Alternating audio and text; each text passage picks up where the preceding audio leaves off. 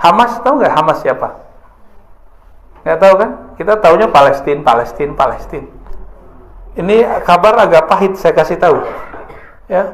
Karena kita kadang-kadang donasi, kita nggak tahu donasi ke siapa. Saya suka Bapak Ibu hobi donasi, tapi pastikan donasinya ke siapa. Karena saya pernah masuk ke Israel, itu kita masuk 7 kali diperiksa, nggak bisa bawa barang-barang. Maka pastikan kalau kita donasi ke lembaga yang diakui oleh pemerintah dan lewat jalur pemerintah, hanya itu satu-satunya jalur. Jadi tolong pengurus masjid jangan sampai harta-harta yang diberkahi Allah ini kemudian salah jalur. Dan itu sudah terjadi. Salah satu tokoh yang dihormati di Indonesia, ya, salah satu tokoh dakwah itu ngirim dana ke bukan Palestina, Israel, Suriah. Yang nerima siapa? Kelompok teroris. Walaupun kau Kristen, walaupun kau Katolik, walaupun kau Protestan, walaupun kau Hindu, walaupun kau Buddha, kalau sudah melihat orang mati berdarah, pasti engkau kasihan. Cukup menjadi manusia, sudah perlu. Cukup menjadi manusia, sudah penting. Cukup menjadi manusia, cukup. Tak usah menjadi Islam untuk peduli masalah Palestina. Betul?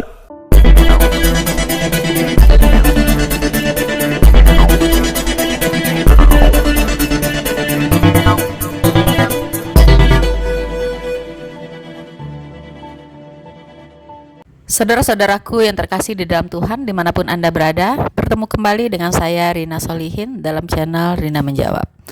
Teman-teman, di tengah-tengah maraknya dukungan ya dari masyarakat Indonesia terhadap Hamas, yaitu teroris ya teman-teman ya, organisasi teroris Hamas yang menjadi biang kerok terjadinya konflik ya antara Israel dengan Hamas saat ini, di mana memakan ribuan korban jiwa dan sudah membuat daerah Palestina, Gaza khususnya, hancur lebur teman-teman. Banyak sekali ya simpatisan Hamas di Indonesia ini kalau kita perhatikan. Di tengah maraknya simpatisan Hamas di Indonesia, muncul teman-teman seorang ulama muda ya, yang sekarang lagi viral teman-teman, disorot oleh berbagai ulama para pendukung Hamas, yaitu Buya Arazi Hashim teman-teman ya. Mungkin teman-teman juga baru mendengar nama ini. Beliau masih sangat muda, terlahir itu di tahun 1986 di Kota Tangah Payakumbuh. Wow, ternyata orang kampung saya teman-teman ya.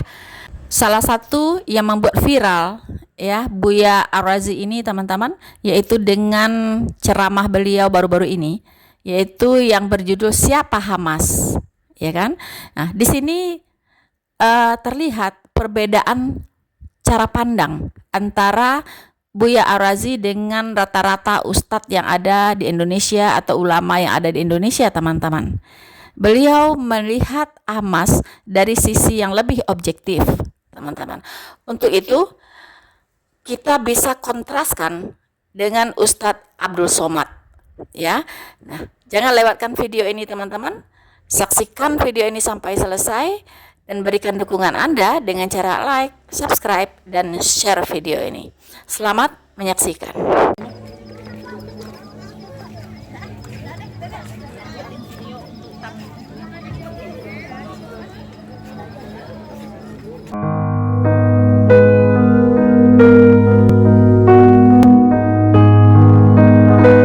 Melansir wikipedia.org, laki-laki kelahiran Koto Tangah Payakumbuh, Sumatera Barat tanggal 21 April 1986 ini adalah seorang ulama. Buya Arazi lahir dari pasangan Nur Akmal bin Muhammad Nur dan Asni binti Sahar. Pada 11 Juli 2010, Arazi menikahi Eli Ermawati dan telah dikaruniai 3 orang anak. Ketiganya yakni Hisham Fakih Arazi, Husaim Syahwali Arazi, dan Helena Nur Arazi. Namun sang putra Husaim Syahwali Arazi meninggal dunia pada Rabu 22 Juni 2022 karena tertembak senjata api milik pengawal pribadi Buya Arazi. Mubalik dan ulama Indonesia ini memiliki riwayat pendidikan di Sekolah Dasar tahun 1998 dan MTSN tahun 2001, yakni di Payakumbuh, Sumatera Barat. Ia kemudian masuk di MAN 2 atau MAKN Payakumbuh, tapi tahun 2002 Buya Arazi pindah ke MAN 1 model Bukit Tinggi dan tamat pada tahun 2004. Buya Arazi kemudian melanjutkan pendidikan ilmu hadis di pesantren mahasiswa Darus Sunnah International Institute for Hadith Science lulus tahun 2008. Setahun kemudian, 2009, Buya melanjutkan pendidikan S1 jurusan Akidah dan Filsafat Islam di UIN Syarif Hidayatullah. Pada tahun 2006 sampai 2008, ia juga mengikuti pendidikan nonformal di Daurat Al-Tadkif Al-Syar'i Al-Ulum Al-Islamiyah yang diadakan oleh Internationalized Zentrum for Islamic Wissenschaft di Bogor. Setelah tamat S1, ia melanjutkan pendidikan S2 Pengkajian Islam di UIN Syarif Hidayatullah dan lulus pada 2011. Hingga akhirnya ia melanjutkan S3 di jurusan dan universitas yang sama dan lulus tahun 2017. Saat ini, Buya Arazi tercatat sebagai pendiri dan pengasuh Ribat Nuraniyah Hashimiyah, sebuah lembaga kajian turats, ilmu akidah, tasawuf, dan amaliyah zikir yang berpusat di Ciputat, Tangerang Selatan, Banten. Buya Arazi juga merupakan dosen pasca sarjana Institut Ilmu Al-Quran Jakarta, serta pengajar hadis dan akidah di Darus Sunnah. Ia juga pernah menjadi dosen di Fakultas Ushuluddin UIN Syarif Hidayatullah, Jakarta 2012 hingga 2019. Dulu ada seorang yang bernama Muhammad bin Idris yang kita sekarang kenal dengan Syafi'i. Beliau lahir tahun 150 Hijriah. Sekarang 1442 Hijriah. Lahir di Palestina, di Ramallah, yang sekarang baru gencatan senjata ya. Ini mohon maaf Bapak Ibu, jangan terlalu semangat masalah Palestina. Jangan kebablasan. Ini ada cerita yang kita banyak nggak tahu. Kejadiannya di Masjidil Aqsa, tapi kemudian yang berperang Hamas dengan Israel. Ini dua hal yang berbeda. Ya, Hamas, tahu nggak Hamas siapa? Nggak tahu kan? Kita taunya Palestina. Ini kabar agak pahit saya kasih tahu. Ya, karena kita kadang-kadang donasi, kita nggak tahu donasi ke siapa. Saya suka Bapak Ibu hobi donasi, tapi pastikan donasinya ke siapa. Karena saya pernah masuk ke Israel, itu kita masuk 7 kali diperiksa, nggak bisa bawa barang-barang. Maka pastikan kalau kita donasi ke lembaga yang diakui oleh pemerintah dan lewat jalur pemerintah, hanya itu satu-satunya jalur. Jadi tolong pengurus masjid jangan sampai harta-harta yang diberkahi Allah ini kemudian salah jalur. Dan itu sudah terjadi. Salah satu tokoh yang dihormati di Indonesia, ya, salah satu tokoh dakwah itu ngirim dana ke bukan Palestina, Israel Suriah. Yang nerima siapa? Kelompok teroris. Terkenal, Pak. Itu karena beliau mungkin tidak tahu, nggak ditangkap. Kalau beliau sadar dan tahu, itu bisa diperkarakan masalah terorisme. Saya yakin mungkin beliau tidak tahu kali, mau bantu-bantu aja. Tapi yang nerima kelompok teroris. Ya kita berhusnuzon. Jadi di Suriah itu pertengkaran itu lebih dari 10 kelompok bersenjata. Nah, sampingnya Palestina. Ada satu kompleks, satu distrik jalan lah namanya Sheikh Jarrah. Itu nama kampung. Kampung Atua Jarrah, gitu-gitulah ya namanya. Itu tanah konflik. Ya seharusnya ya orang Palestina nganggap itu milik Palestina, orang Israel nganggap sudah beli. Tapi suratnya nggak tahu. Nah, ini masih simpang siur. Maka diusirlah kawan-kawan kita, sahabat-sahabat kita dari kampung Syekh Jarrah itu, dekat dari Masjidil Aqsa. Itu Masjidil Aqsa depannya yang jaga orang Israel, pintunya. Jadi Palestina itu nggak ada dalam peta mereka. Maka ada kelompok di Palestina yang kemudian membalas sikap Israel itu dengan cara yang sama, menghapus peta Israel dari kamus mereka. Kelompok ini disebut dengan Hamas. Hamas itu bukan Yerusalem, itu di daerah Gaza. Ya. Hamas itu dulu sempat berpolemik dengan presiden yang lama, Perdana Menteri presiden nyebutnya, Yasser Arafat, presiden ya. Ya. Ingat dulu Ibu, Yasser Arafat. Yasser Arafat ini ingin mencari titik temu yang menguntungkan bagi masyarakat Palestina. Dan menurut beliau, setelah lama berjibaku dalam hal ini, jalurnya cuma damai. Tapi kelompok Hamas menolak. Karena bagi Hamas, siapapun yang berdamai dengan Israel berarti diantek Israel. Nah, ini logikanya sudah nggak nyambung. Jadi kita pro simpati dengan masyarakat Palestina, bukan berarti kita pro dengan sikap-sikap yang dilakukan oleh Hamas. Hamas kemudian sampai hari ini menganggap siapapun Muslim Palestina yang ingin damai dengan Israel itu antek Israel dan boleh dibunuh. Nah, itu masalahnya. Pahit nggak kalau udah tahu gitu? Kalau udah mengerti begini, kita jadi bingung mau donasi. Udah pernah ke Palestina, Pak? Ya? Rencana? Udah nggak bisa, Pak. Udah nggak bisa. Nunggu perang akhir zaman dulu kali. Kita haji umroh juga belum tahu bisa lagi. Ya. Udah begini masanya, udah nggak tahu lagi.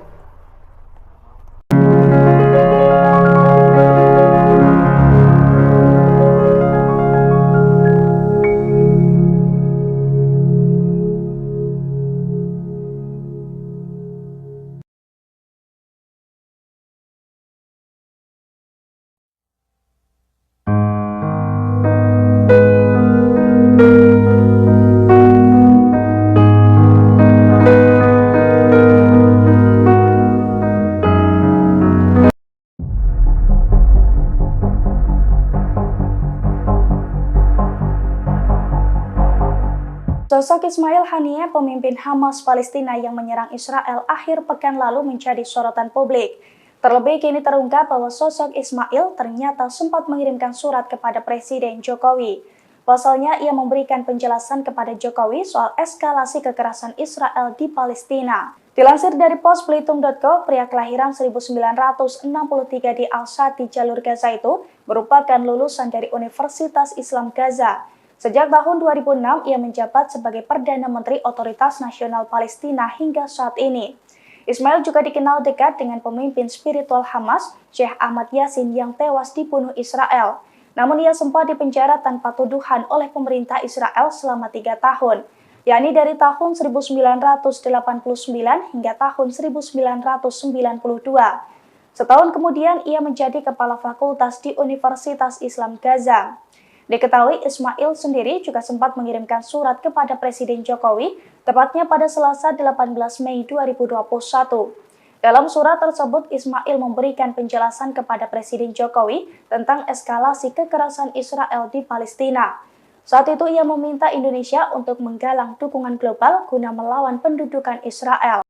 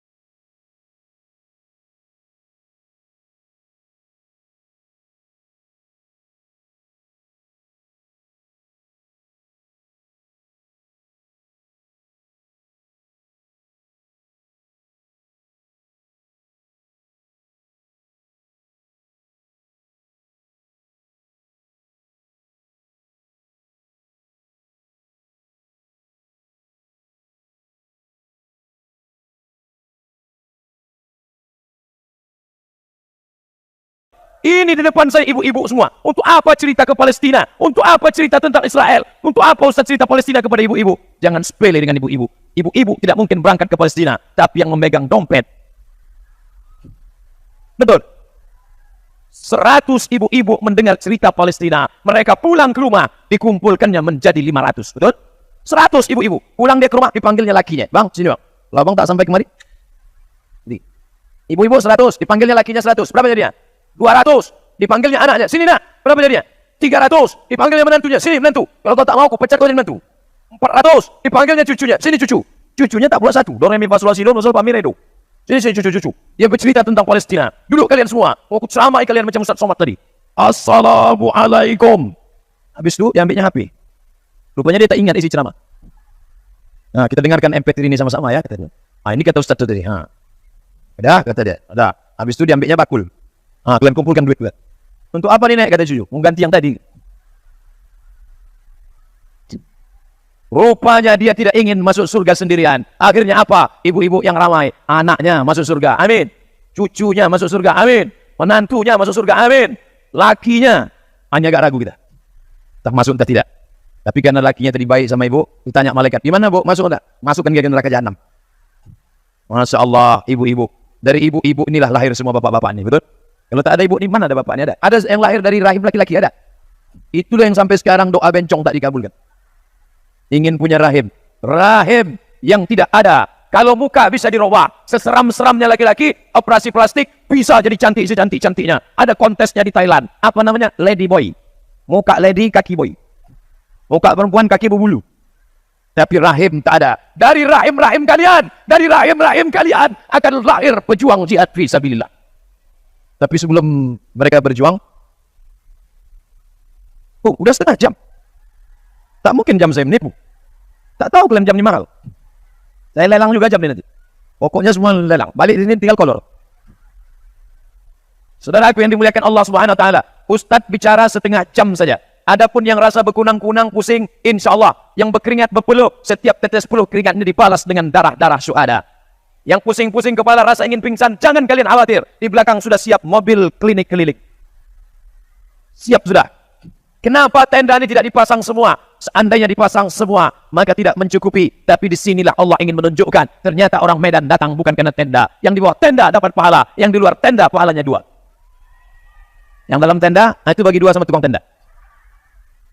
Saudara yang dimuliakan Allah Subhanahu wa taala.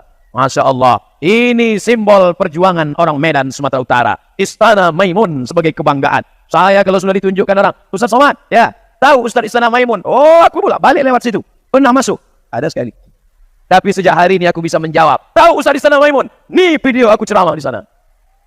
Tentang apa Ustaz ceramah di Istana Maimun? Bukan bicara tentang sabar. Bukan bicara tentang tawakal. Bukan bicara tentang ridho. Aku di Istana Maimun bicara tentang jihad fisabilillah. Orang yang mati jihad fisabilillah tidak merasakan 4. Pertama, tidak merasakan sakratul maut. Yang lain sakratul maut macam ditebas pedang berkali-kali. Yang lain merasakan sakratul maut macam kambing dikuliti hidup-hidup. Tapi orang yang mati jihad fisabilillah, matinya bagaimana? Kalqars, seperti dicubit di tangan. Itulah kematian yang paling indah. Oleh sebab itu, Allahumma rzuqna syahada. Ya Allah, matikan Abdul Somad dalam jihad fisabilillah. Kau mati kenapa? Mati kena bisul. Jelek kali. Dulu yang hilang itu selop. Dulu yang hilang itu jarum. Nenek-nenek kita kehilangan jarum. Mana jarum semalam kau simpan? Sekarang pesawat hilang. Pagi tadi pesawat hilang. Panitia KNRP sudah sesak jantung. Karena Ustaz Somad tak sampai-sampai juga. Di telepon tak masuk. Di SMS tak balas. Disangka orang itu saya hilang juga. Allah tidak jadi menghilangkan pesawat Abdul Somad pagi ini. Kenapa? Karena ada 5.000 orang di depan Istana Maimun mendoakan Abdul Somad. Ya Allah, jangan sampai pesawat yang dinaiki Ustaz Abdul Somad hilang. Sampaikan dia ke Istana Maimun siang ini, ya Allah. Kami ingin mendengar dia cerita tentang Palestina, ya Allah. Sesudah tablik akbar itu nanti mau hilang-hilanglah dia. Saya mancing aja. Kira-kira ibu ini mengatakan tidak apa ya? Kalau dia bilangnya, ya terserah lantak-lantai lah. Sedap ceramah di Medan dia kan. Tak ada basa-basi. Orang Medan, orang Melayu, kerisnya di depan. Nampak kita. Begitu dicabut, rupanya triplek.